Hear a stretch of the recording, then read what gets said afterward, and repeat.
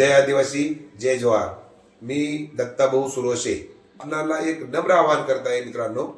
की आपण 23 फेब्रुवारी 2026 ला आपल्या उन्हाळी अधिवेशनावर एक महामोर्चाचं नियोजन आपण करत आहोत आणि त्या महामोर्चाच्या नियोजनाचा एक भाग म्हणून आपण संपूर्ण महाराष्ट्रातील सर्व आदिवासी माध्यम मल्हार डोर टोकरे कोळ्यांना गावापर्यंत पोहोचण्यासाठी आपल्याला जे काही नियोजन करायचं आहे त्या नियोजनासाठी मला आपल्या सर्व विभाग जे आपले विभाग आहेत जसं खानदेश असेल, विदर्भ असेल, मराठवाडा असेल, पश्चिम महाराष्ट्र असेल, कोकण असेल, हे सर्व विभाग या सर्व विभागातून आपल्याला दोन विभाग संपर्क प्रमुख म्हणून आपल्याला त्यातलं एक आपल्याला सेंट्रल कमिटी निर्माण करायची। आपल्याला सेंट्रल कमिटी आपल्याला मोर्चासाठी तर सेंट्रल कमिटीसाठी विभागातून एक नाव पाहिजे, प्रत्येक विभागातून एक नाव आणि विभाग संपर्क प्रमुख म्हणून एक नाव, अशी दोन नावं विभागातून पाहिजे आणि त्यानंतर जिल्ह्याची नाव पाहिजे, जिल्हा संपर्क प्रमुखासाठी आणि तालुका संपर्क प्रमुखासाठी। तर माझी सर्व आदिवासी माध्यम मल्हार डोर टोकरी कोळी बांधवांना विनंती आहे की त्यांनी आपापल्या विभागात, आपापल्या तालुक्यात, आपापल्या जिल्ह्यात मीटिंग लावून त्यातून नावं डिस्कस करून जे काय 2, 4, 5, 6 जे काय तालुक्यासाठी असतील, जिल्ह्यासाठी असतील, विभागासाठी असतील ती नावं लवकरात लवकर 4 तारखेच्या आत, कारण 4 तारखेला आपल्याला संपर्क प्रमुख नेमायचे 23 तारखेच्या मोर्चासाठी आणि सेंट्रल कमिटीवरती विभागाचा एक माणूस म्हणजे 6 विभागातले 6 माणसं सेंट्रल कमिटीमध्ये असतील आणि 6 संपर्क प्रमुख विभाग प्रमुख असतील आणि परत प्रत्येकाचा जिल्हा संपर्क प्रमुख असेल आणि तालुका संपर्क प्रमुख असेल। तर असं आपल्याला नियोजन करायचंय जेणेकरून आपले हेच संपर्क प्रमुख आहेत ते प्रत्येक शेवटच्या खेड्यापाड्यापर्यंत, वाडी वस्तीपर्यंत पोहोचले पाहिजेत आणि संपूर्ण विस्तारित क्षेत्रातला आदिवासी कोळी माध्यम मल्हार ढोर टोकरे कोळी हा संपूर्ण एकवटला पाहिजे आणि लाखोच्या संख्येने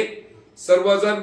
मुंबईत आले पाहिजे आणि मुंबईमध्ये आपल्याला आपली ताकद दाखवायची आणि मुंबईची तुंबई करून ठेवायची, आपल्याला जाम करायची। आपण एक त्यांना ट्रेलर दाखवला आता नागपूरचा, नागपूरमध्ये आपण बहुसंख्येने आला, खूप गर्दी केली, परंतु जे गर्दी आपण तिथं थांबायला पाहिजे होती उपोषणाला आपण थांबला नाही। परंतु आता यानंतर येताना प्रत्येकानं कमीत कमी 5 ते 6 दिवसाचं नियोजनच करून यायचंय आणि येताना गाड्यांचं नियोजन करायची गरज नाही, झाल्या गाड्या तर ठीक आहे, पण शक्यतो जास्तीत जास्त ट्रेन आणि बसने आपण सर्वांनी आझाद मैदानावर पोहोचायचंय आणि आझाद मैदानावर पोहोचून आपल्याला मुंबई जाम करायचे आणि जोपर्यंत आपल्याला न्याय मिळत नाही तोपर्यंत एकाही बांधवानं मुंबई सोडायची नाही, हे लक्षात ठेवा। प्रत्येकानं आपापल्या सोयीने यायचंय, कुणाचीही वाट बघायची नाही, कारण न्याय सगळ्यांनाच पाहिजे आणि आपण सगळेच संपर्क प्रमुख आहेत, सगळे अध्यक्ष आहेत, सगळे कार्यकर्ते आहेत, कोणी इथं कुणाचा अध्यक्ष नाही, संपर्क प्रमुख नाही, संघटना नाही। ही जी आपली समिती आहे ती सर्व महाराष्ट्रातील संघटनेच्या माध्यमातून ही समिती कार्यरत आहे आणि कुठलाही नेता नाही, कुठलाही राजकीय पक्ष नाही आणि कुणाचाही झेंडा नाही। आपण फक्त आपला आदिवासी माध्यम मल्हार डोर टोकरे कोळ्यांचाच झेंडा घ्यायचा आहे आणि त्या झेंड्याखाली आणि त्या टोपीखाली आणि त्या पंचाखाली एकत्र व्हायचंय आणि आपल्याला आपल्या एकीचं दर्शन तिथे दाखवायचं आहे। त्यामुळे आपण जास्तीत जास्त 30 डिसेंबरच्या आत आपली नावं पाठवून द्या, म्हणजे आपल्याला 4 तारखेला येणाऱ्या 4 जानेवारीला छत्रपती संभाजीनगरला जी आपण फिजिकली मीटिंग लावली तिथं जास्तीत जास्त संख्येने महाराष्ट्रातील प्रमुख फ्रंटलाईनच्या लोकांनी, ज्यांना शक्य आहे त्या लोकांनी जो ऍड्रेस दिलाय तिथं उपस्थित राहा 11, 11:30ला। त्यानंतर आपण संपर्क प्रमुखांची नावं डिक्लेअर करू आणि त्यांच्यावरती जबाबदारी देऊ आणि त्यांनी जबाबदारीने काम करून